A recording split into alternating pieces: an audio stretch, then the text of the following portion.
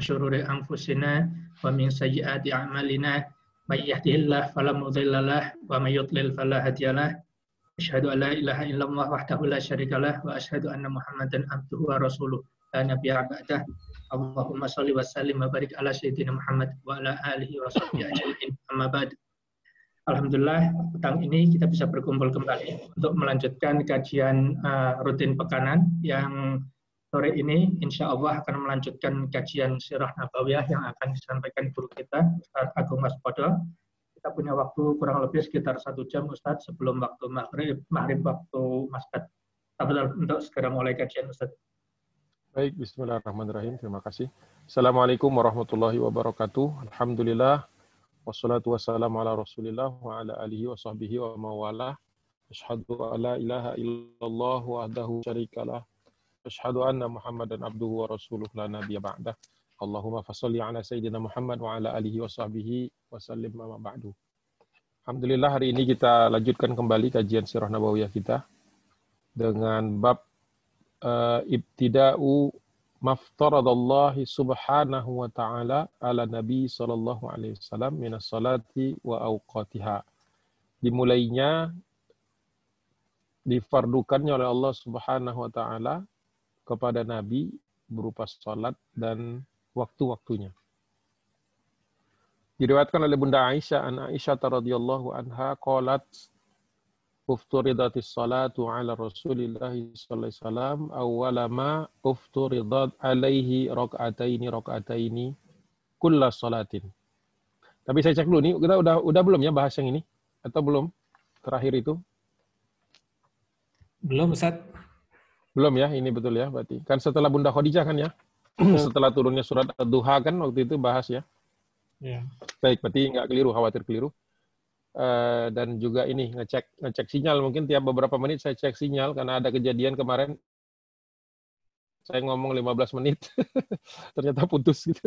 Jadi khawatir putus, nanti kita interaksi nanya gitu supaya saya tahu lagi ini masih on atau tidak. Karena tidak ada indikator, tapi kebetulan waktu itu tidak pakai Zoom, jadi pakai Google Meet yang menurut sebagian teman-teman kurang reliable.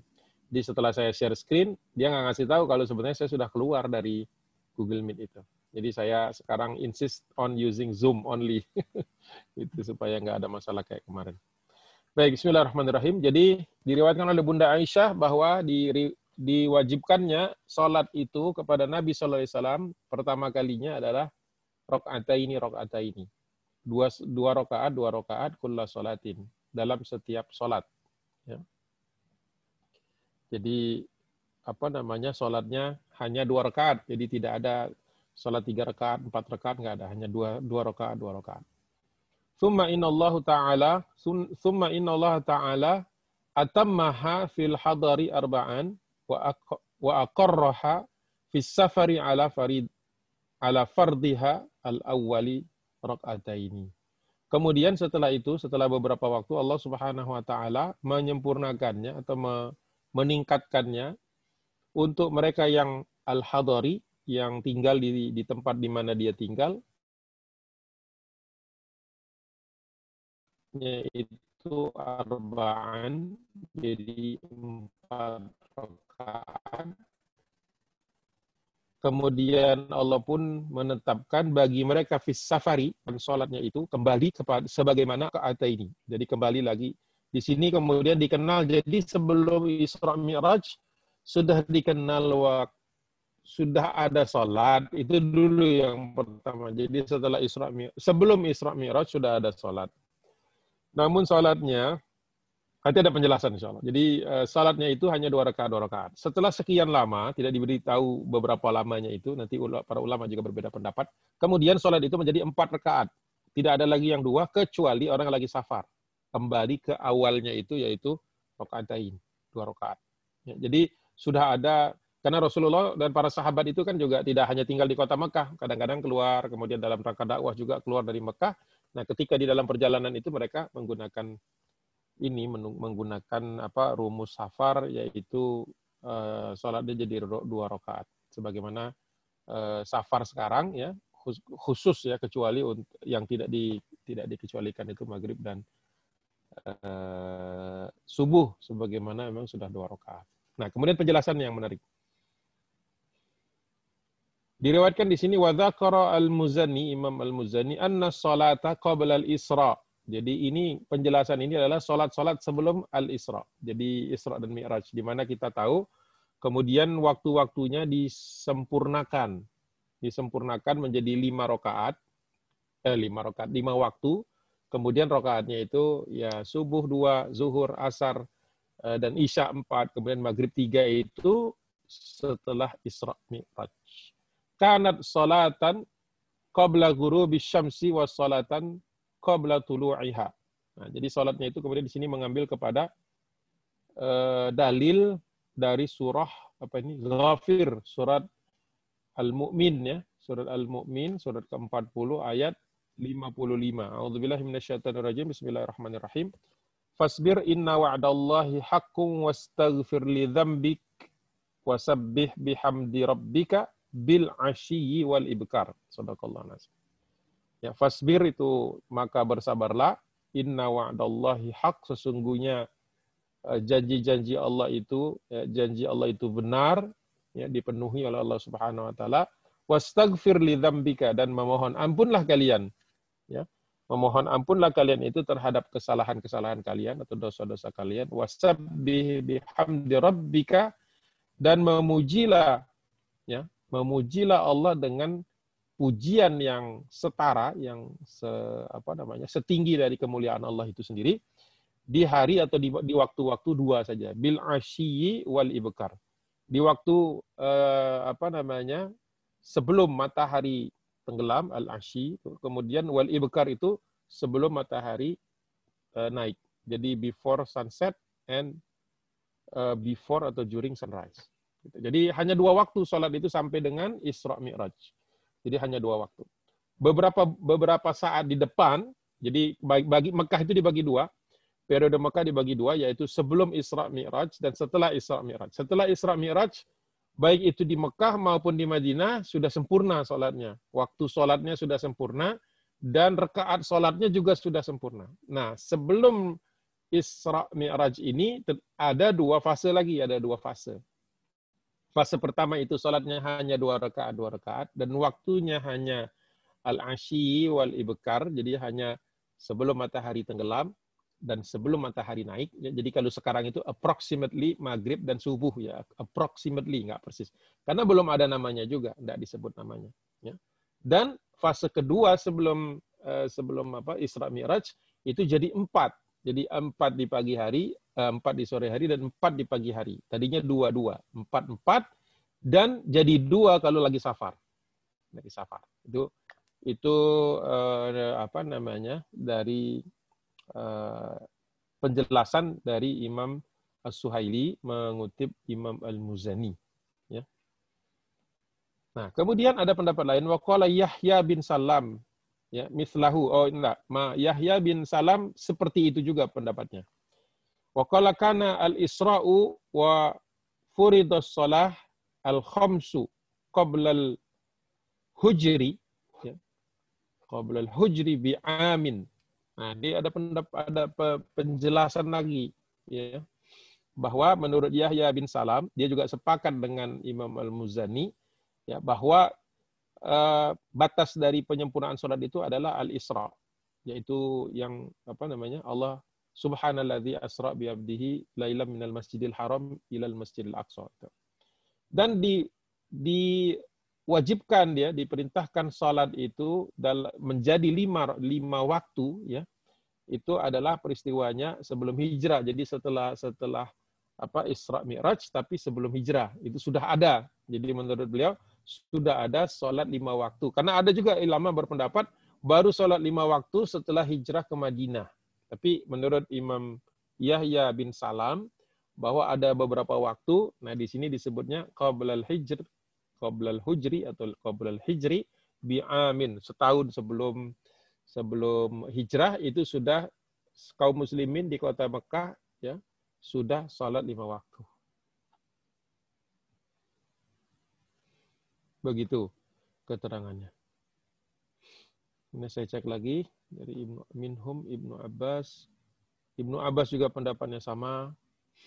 Wa yajuzu an yakuna ma'na qauliha furidatis shalah ayu lailatul isra. Sama juga Ibnu Abbas juga mengatakan disempurnakannya itu hina furidatil khamsu furidat raka'ataini raka'atain. Jadi menurut Ibnu Abbas walaupun jadi ada pendapat lagi nih bahwa setelah Isra Mi'raj waktunya jadi 5 waktu ya, tetapi perintah untuk raka'atainnya tetap berlaku. Allahu a'lam bishawab. Ya. Jadi seperti itu. Tetapi yang paling kuat tadi yang di atas tadi. Bahwasanya Ibnu Abbas berbeda pandangan ya bisa jadi juga. Oke, ada lagi kah? Wa min wara'ik hakadha al-Hasnu wasya'bi. Dari pandangan Al-Imam Al-Hasan dan Asy-Sya'bi. Anna ziyadata fi salatil khadri kanat ba'dal hijrati bi'amin aw nahwi. Ada juga yang berpendapat Imam Al-Hasan dan Imam Asy-Sya'bi bahwa pertambahan dari waktu salat untuk orang yang tinggal, orang yang mukim itu adalah setelah hijrah. Jadi baru berlaku setelah hijrah, bi'amin ya. Atau sekitar itu. Ya, Masya Allah. Jadi kalau disingkatkan atau dikumpulkan jadi satu pendapat-pendapat ini, ada yang pendapat sebelum Al-Isra salat 2 waktu saja dan masing-masing hanya 2 rakaat. Setelah Isra ada jadi 5 waktu, tapi itu 1 tahun sebelum hijrah. Kemudian setelah hijrah ada juga yang mengatakan baru setelah hijrah lengkap 5 waktu plus rakaatnya juga lengkap. Nah, itu yang kedua tadi pendapat Ibnu Abbas radhiyallahu anhuma. Abdullah bin Abbas. Nah, kemudian masuk ke bab berikutnya. Jadi perlu kita ketahui bahwa pendapat yang mengatakan ada pendapat kecil yang mengatakan atau anggapan lah bukan pendapat karena saya juga belum ketemu ada imam yang ada ahli fikih yang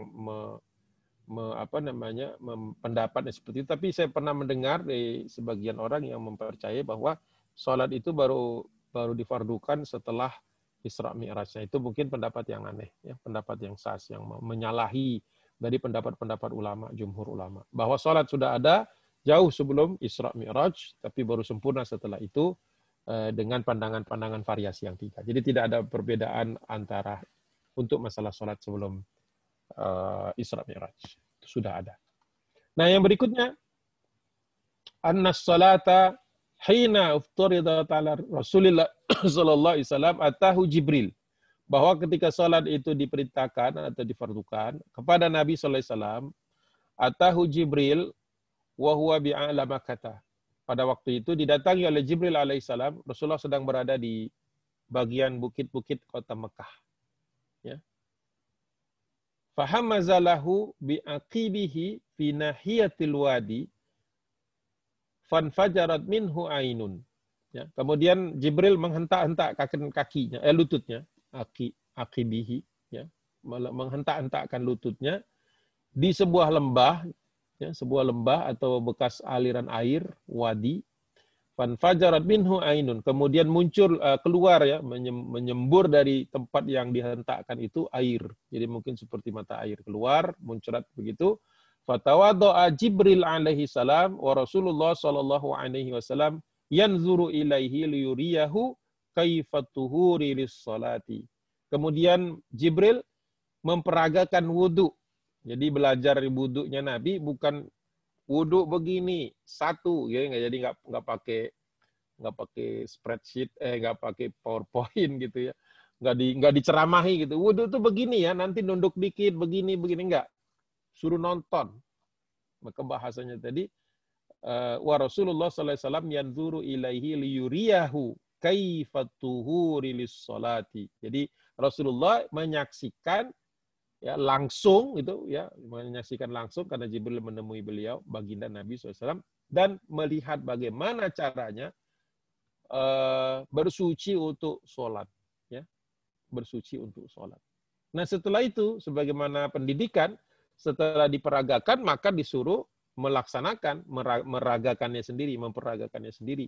Summa tawaddo'a Rasulullah SAW. Kemudian Rasulullah berwudu kama ra'a Jibril tawaddo'a.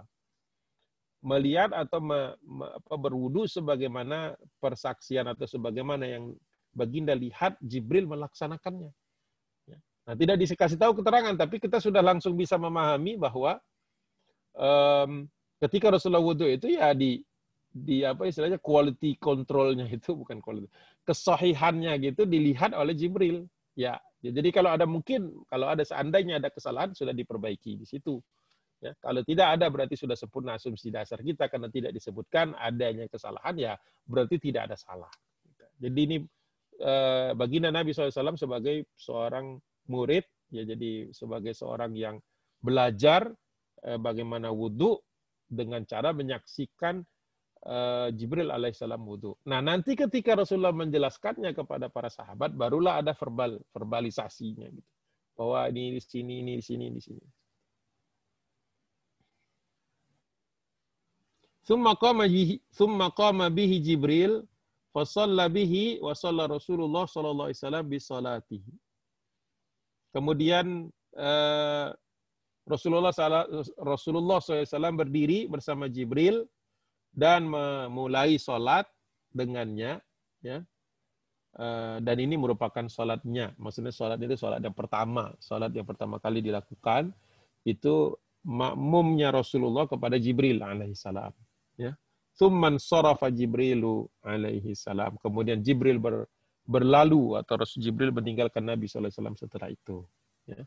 Menarik ketika kita melihat di sini bahwa Jibril ya turun ke muka bumi dengan tujuan mengajarkan kepada Nabi Muhammad SAW bagaimana caranya wudhu dan bagaimana caranya sholat. Begitu. Sebentar dulu. Berita masuk.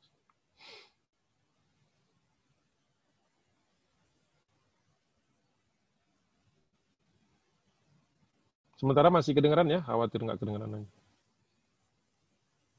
Kedengaran baik, ya, khawatir putus. Baik, kita lanjutkan bagian berikutnya. Jadi setelah selesai itu apa yang dilakukan oleh Nabi SAW? Faja'a Rasulullah SAW Khadijah radhiyallahu anha. Kemudian Nabi mendatangi Bunda Khadijah. Jadi Rasulullah mendatangi Bunda Khadijah. Tentu saja kita tahu dalam rangka mengajarkan. Jadi manusia pertama yang diajarkan Nabi SAW bagaimana tata cara wudhu dan sholat itu ya adalah Bunda Khadijah. Karena waktu itu belum ada orang lain yang masuk Islam. Fatawaddo'a laha. Kemudian Nabi berwudhu untuknya, untuk Bunda Khadijah. Liyuriyaha kaifatuhuri lis-shalah.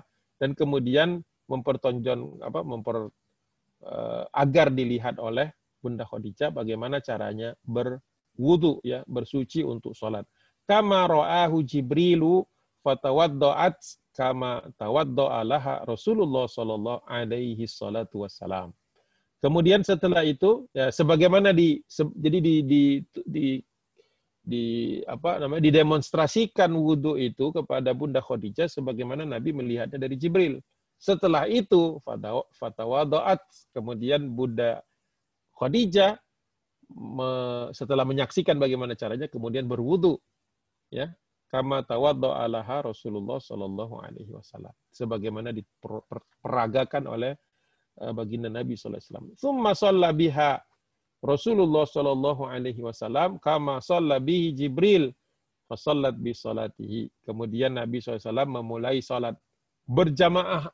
Kalau yang tadi kan malaikat bersama manusia. Kali ini salat pertama antara manusia dengan syariat yang diturunkan kepada Nabi Muhammad SAW. Bahwa kita tahu nabi-nabi yang lain juga melaksanakan sholat dengan syariatnya masing-masing, dengan cara-caranya, tata caranya masing-masing. Nah kemudian sholatlah Bunda Khadijah bersamanya Nabi SAW. Itu adalah sholat pertama berarti ya. Sholat pertama. Masya Allah. Saya lihat mungkin ada catatan-catatannya. Tidak ada yang beda-beda, ada yang aneh. Masya Allah. Jadi Bapak dan Ibu yang dirahmati Allah Subhanahu Wa Taala, sudah ada dua di sini. Pertama, perintah wajibnya sholat, dan kemudian jumlah rakaat, dan kemudian waktunya, dan kemudian juga di sini bagaimana wudhu, ya, bagaimana kemudian memperagakan. Jadi ya di antara cara-cara untuk menyampaikan dakwah ini juga kita perlu tahu bagaimana cara memperagakannya gitu ya. Seperti saya membayangkan kayak seperti Ustadz Abdullah Ghoramatan ke pedalaman-pedalaman Papua itu kan. Berarti beliau mengajarkan orang-orang itu untuk bersuci gitu ya, kepada orang-orang yang mungkin masih belum berbusana. Jadi mengajarkan kepada mereka berbusana, ya, menutup aurat. Itu kan sederhana-sederhana sebenarnya, tetapi basic sekali, saking basicnya mungkin kita belum tentu pede untuk mengajarkannya gitu ya. Tetapi sebagaimana di dalam kajian-kajian beliau itu sering mengingatkan bahwa sesederhana itu orang masuk Islam ya, dengan terkesan dengan bersihnya kaum muslimin, bagaimana menjaga aurat, bagaimana kemudian wudu. Wudunya saja katanya, memperagakan wudu saja kepada suku-suku di pedalaman itu merupakan suatu dakwah tersendiri. Ya. Mereka mengikutinya gitu ya. Ngebayangin di tengah hutan, air itu mungkin dibuat mengalir dan seterusnya. Ya. Itu suasana-suasana yang mungkin kita tidak dapatkan dalam dakwah di perkotaan, di pedalaman, di pegunungan, ya, di dalam rimba dan lain sebagainya. Seperti itulah kurang lebih sama juga ketika para dai duat ini menyampaikan risalah dakwah ini kepada orang-orang yang belum mengenalnya. Dan terkesan sekali mereka. Ya. Makanya kalau Ustaz Abdullah Ghoramatan itu kalau kampung mau naik lagi ke gunung, ke wilayah pedalaman, dia beli sabun, ya, berapa kilo gitu, beli sabun lah, beli apa untuk bebersih. Ya. Jadi senjatanya bawa sabun ke sana. Karena orang di atas sana untuk turun ke bawah untuk beli ya mungkin belum terdorong untuk itu. Ya. Mungkin sudah ada, tapi yang pedalaman banget ya mungkin agak susah. Jadi bawa ke kampung, bawa ke tengah medan dakwah ini membawa hal-hal yang tak terpikirkan oleh kita. Ya. Baik, kita lanjutkan. Kemudian berikutnya masih di bab yang sama, bab ibtida'us shalah ya tadi. An Ibni Abbas radhiyallahu anhuma qala lamma ufturidatis shalah ala Rasulillah sallallahu alaihi wasallam atahu Jibril fa shalla bihi adh-dhuhra hina malat asy-syams. Nah, ini berarti kalau sini kan sudah ada 5 waktu nih. Berarti ini setelah Isra Mi'raj kisahnya. Jadi kan babnya sebenarnya belum masuk bab Isra Mi'raj, tapi dalam rangkaian menceritakan tentang bagaimana waktu-waktu sholat tadi karena babnya itu minas sholati wa auqatiha. Jadi ini bab yang auqatnya nih, ya, bab yang waktu-waktunya. Seharusnya ini cerita ini dipasangnya nanti di buku kedua, di jilid kedua ketika Nabi Isra Mi'raj. Gitu. Tapi ini dibuat di sini supaya kita ingat bahwa ada proses ini. Ya. Jadi ketika difardukan sholat kepada Nabi SAW, Jibril mendatangi Nabi ya, dan mengajak sholat, dan sholat bersamanya, bihi, adh-dhuhra, ya, waktu zuhur tadi, hina malat asy-syams, ya, hina malat asy-syams, ketika matahari itu sedang malat, ya, malat itu apa ya, lagi tinggi, ya, lagi tinggi-tingginya. Kemudian tsumma shalla bihi al-'asr, kemudian datang pada waktu asar. Asar itu waktunya kapan? Karena waktu itu belum tahu waktu asar kapan, ya. Jadi, maaf, malat itu sedikit condong. Mataharinya itu enggak persis di atas kepala, sudah agak miring sedikit. Tapi masih di atas kepala. Tsumma shalla bihi al-'asra hina kana dhilluhu mithlahu.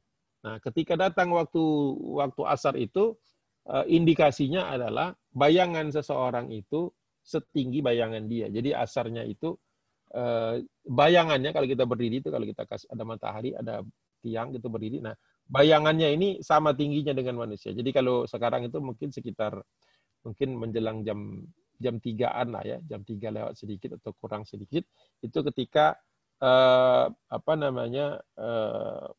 bayangan manusia itu setinggi manusianya. Jadi belum tercondong. Tapi nggak lagi tinggi-tingginya. Kalau tinggi-tingginya kan lebih pendek dari kita. Ya, kalau matahari persis di atas kepala kita, nggak ada bayangan. Kan?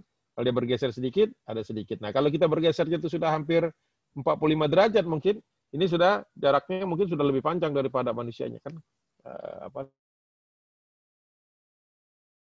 Lebih patus.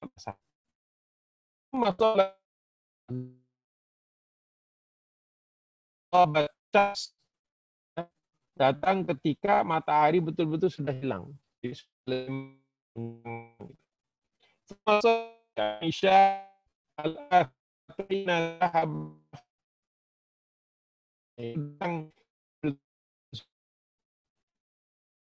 Zuhur, asar, maghrib, nah kemudian isya. Isya ini zahabas syafaq. Betul-betul sudah hilang gelap gulita. Jadi kalau antara maghrib dengan isya itu cirinya sudah gelap, tapi kita masih bisa melihat. Maksudnya masih cukup terang tanpa alat penerang. Nah ini betul-betul setelah malam itu sudah gulit, tidak ada cahaya lagi kecuali mungkin bintang-bintang atau pantulan pada bulan, ya seperti itu. Tsumma shalla bihi as-subha, ya subuh maksudnya, hina tala al-fajri. Ya, nah subuhnya itu adalah ketika fajar sudah menyingsing, sudah menjelang matahari sudah hampir pol gitu. Kalau kita itu syuruk kalau di Indonesia dikenalnya juga, ya. Itu hari pertama. Hari berikutnya datang lagi Jibril. Ini 2 hari berturut-turut. Jibril datang, tapi hari kedua ini ada perubahan-perubahan, ada pergeseran-pergeseran. Tsumma ja'ahu fa shalla bihi adh-dhuhra min ghadin, hina kana dhilluhu mithluhu. Matahari bukan persis di atas kepala, tapi sudah membentuk sudut sehingga menyinari manusia itu menimbulkan bayangan yang tingginya hampir sama. Jadi zuhurnya itu sudah jam 1-an lebih. Ya, jam 1-an lebih. Itu hari kedua. Hari pertama tadi persis. Ya, persis di atas lah kurang lebih. Jadi hampir tidak ada bayangan. Nah, thumma shalla bihi al-'asra hina kana dhilluhu mithlaihi. Mithlai. Berarti dua kalinya. Nah, asarnya lebih condong lagi mataharinya. Sehingga bayangan manusia itu 2 kali atau lebih dari tinggi manusianya. Nah, itu berarti kan matahari sudah condong. Kalau persis di atas nggak ada bayangan. Lewat sedikit ada sedikit. Agak turun sedikit. Nah, itu mulai 1:1. Nah, ketika sudah turun banget berarti asarnya ini udah ke waktu menjelang maghrib seketika bayangan itu sudah 2 kali dari tinggi orangnya ini. Di hari keduanya begitu. Tsumma shalla bihi al-maghriba hina ghabatis syams liwaqtiha bil ams. Nah, hanya saja pas maghribnya sama datangnya. Jadi kalau yang lain ada perbedaan-perbedaan. Zuhur tadi awalnya hari pertama persis di atas, kemudian datangnya bayangannya 1:1. Nah, ketika asarnya yang tadinya 1:1 jadi 1:2, berarti matahari lebih condong, sudah lebih turun lagi, lebih sore lagi. Maghribnya nggak ada perbedaan. Maghribnya sama waktunya, ya. Sama. Hina ghabatis syams liwaqtiha bil ams. Seperti just like yesterday. Tsumma shalla bihi al-isya al-akhirata hina dhahaba thuluthil lailil awal. Isyanya lebih malam, sudah menjelang akhir dari 1/3 malam. Kalau malam itu dibagi 3 antara isya dengan subuh, ini sudah hampir lewat 1/3 yang pertama. Jadi mungkin sudah sekitar jam 10 atau jam 11. Jadi tengah malam, ya, kayak di Eropa lah kan, sholat isyanya bisa di waktu-waktu di winter, di musim dingin dia bisa malam. Ya, seperti itu. Tsumma shalla bihi subha, kemudian datang di waktu subuh, kan tadi datanya kan zuhur, asar, hitungnya gitu. Zuhur, asar, maghrib, isya, subuh. Ya. Musfiran ghaira musyriqin, dalam keadaan matahari di timur tuh belum kelihatan. Ya, belum muncul matahari timur. Kalau tadi yang hari pertama sudah hampir syuruk.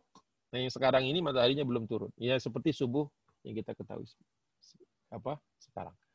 Itu maqala. Nah, kemudian Jibril berkata. Jadi Rasulullah nggak banyak nanya tuh, pokoknya datang hari pertama setelah setelah Isra Mi'raj kan 5 waktu jadinya.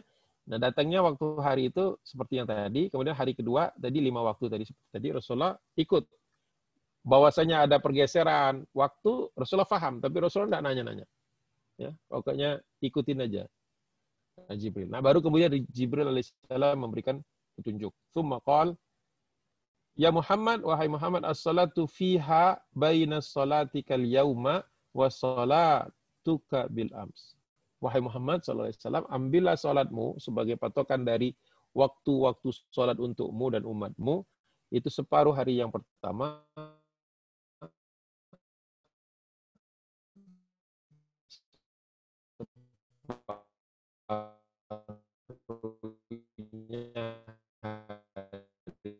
yang kedua. Nah, kemudian kita ketahui seperti berubah hanya maghrib saja. Jadi subuh isya tapi diambil dari hari yang pertama.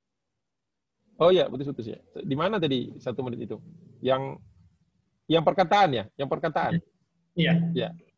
Tsumma qala, ya Muhammad, wahai Muhammad, ini yang berkata Jibril alaihissalam berkata kepada Nabiullah Muhammad sallallahu alaihi wasallam, as-salatu, salatnya itu ya, fiha adalah bainas salatikal yauma, ya, adalah antara salat engkau hari ini. Hari ini berarti maksudnya hari kedua. Itu kan Jibril baru ngomong hari kedua. Hari pertama Jibril nggak ngomong apa-apa. Pokoknya ngajak salat zuhur, asar, maghrib, isya, subuh di waktu-waktu tadi.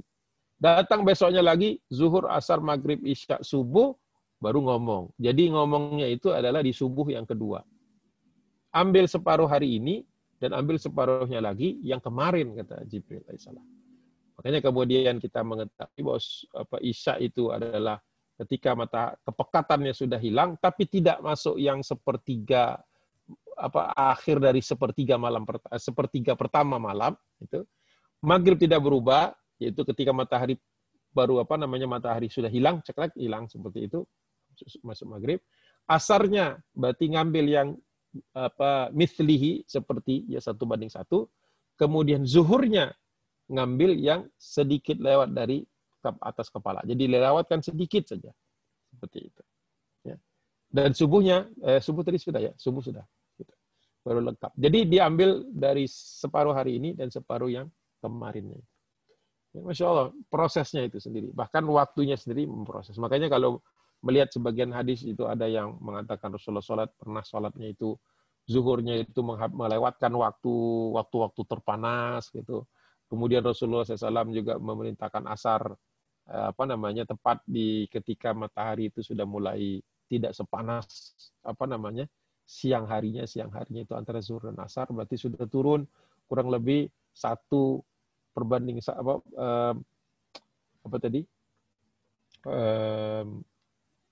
bayangan manusia itu sudah 1 kali bayangan manusia itu sendiri 1:1 ya. Dan kemudian maghrib sama isya berarti jauh sebelum memasuki akhir dari sepertiga malam pertama. Itu yang disampaikan oleh atau yang dicatat oleh Ibnu Ishaq yang kemudian dimasukkan ke dalam Sirah Nabawiyah Ibnu Hisham. Alhamdulillah, sudah selesai 1 bab itu. Kita masih ada waktu berapa menit kalau saya mau mengukur kalau nambah bahan baru? Masih ada sekitar setengah jam, Ustaz, termasuk setengah jam. Baik. Termasuk tanya jawab. Setengah jam itu termasuk tanya jawab. Baik. Kalau begitu saya tambahkan sedikit saja kisah tentang Ali ya. Jadi nanti nyicil bahan untuk pertemuan selanjutnya. Zakara anna Aliyu ibn Abi Talibin awalu zakarin aslama. Jadi kisah tentang Ali bin Abi Thalib sebagai laki-laki pertama yang masuk Islam. Jadi maksudnya laki-laki pertama ini berarti laki-laki ya status beliau kan waktu itu masih muda ya, masih anak-anak belum baligh atau menjelang baligh. Jadi disebut sebagai awwalu dzakarin. Laki-laki pertama. Nanti Zaid bin Harisah juga disebut awwalu dzakarin. Karena dia adalah laki-laki yang sudah akil balik yang pertama masuk Islam. Nanti pas ketemu Abu Bakar As-Siddiq sama awwalu dzakarin juga. Tapi maksudnya adalah laki-laki yang balik sekaligus merdeka. Jadi masing-masing punya catatannya gitu. Semua yang pertama laki-laki pertama. Jadi jangan kaget kalau ada yang mengatakan laki-laki pertama siapa? Ali. Ya, karena beliau betul-betul yang pertama laki-laki karena Tapi ada ulama yang mengatakannya karena beliau ini masih kecil, belum balik, dan lagi mengatakannya beliau masih, ya tadi catatan itu belum balik. Yang kedua, Zaid bin Harisah. Zaid bin Harisah juga disebut laki-laki pertama. Karena apa? Dia sudah balik, bukan anak-anak lagi seperti Ali bin Abi Thalib. Jadi sudah bisa menentukan sikap atau sudah bertanggung jawab atas tindakannya. Tapi dia itu budak statusnya masih. Nah, kemudian betul-betul yang laki-laki yang sempurna menurut sebagian ulama bahwa yang masuk Islam itu adalah Abu Bakar As-Siddiq. Karena Abu Bakar ini sudah balik dan merdeka. Statusnya lebih tua daripada Ali dan tidak seperti Zaid bin Harisah. Wallahu a'lam.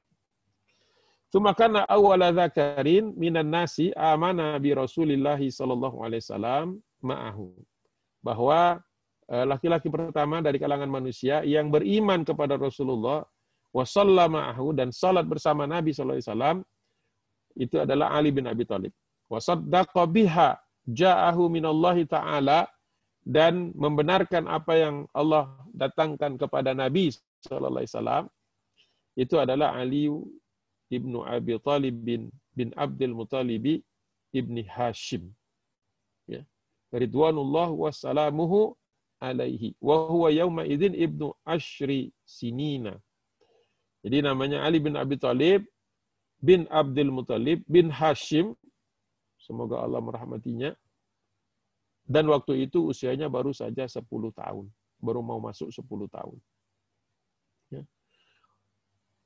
Wa kana mimma an'amallahu ala Ali bin Abi Thalib bin radhiyallahu anhu ridwanullahu alaihi annahu kana fi hijri Rasulillah sallallahu alaihi wasallam qabla al-islami. Jadi kenapa Allah berikan suatu kemuliaan an'amallahu ala Ali, Allah berikan. Jadi masuk Islamnya Ali ini merupakan cara Allah memberikan nikmat kepada Ali bin Abi Thalib. Atau kalau dalam konteks Ali bin Abi Thalib bahwa annahu kana fi hijri, dia berada tinggal bersama Nabi Rasulullah sallallahu alaihi wasallam qabla al-Islam, sejak sebelum Nabi diutus sebagai pembawa kabar gembira, membawa risalah. Jadi ada dua bagian di sini yang ingin digarisbawahi oleh Ibnu Ishaq, ya. Yang pertama bahwa masuk Islam itu adalah an'amallah. Ini kita juga berada dalam Islam ini adalah suatu kenikmatan. Jadi jangan ditukar dengan apapun. Tidak akan sebanding kenikmatan yang lain dibandingkan dengan Islam ini.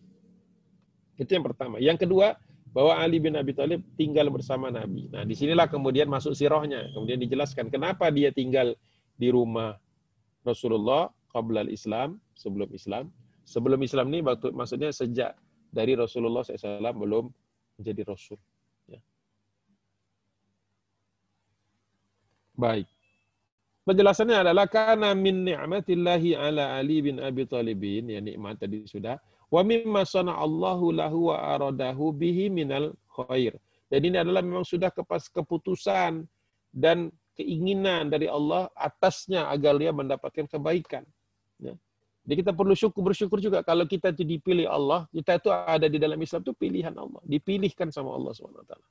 Bahwasanya kita kemudian berada di dalam barisan umat ini adalah suatu nikmat yang tidak boleh kita sia-siakan. Makanya ketika kita mengingat tentang diri kita dan bagaimana tugas-tugas kita, ya bahwa kita itu adalah menghamba kepada Allah Subhanahu wa taala. Anna Quraisyan asabathum azmatun syadidatun. Jadi kisahnya adalah ketika orang-orang Quraisy tertimpa suatu keadaan yang azmah, ya,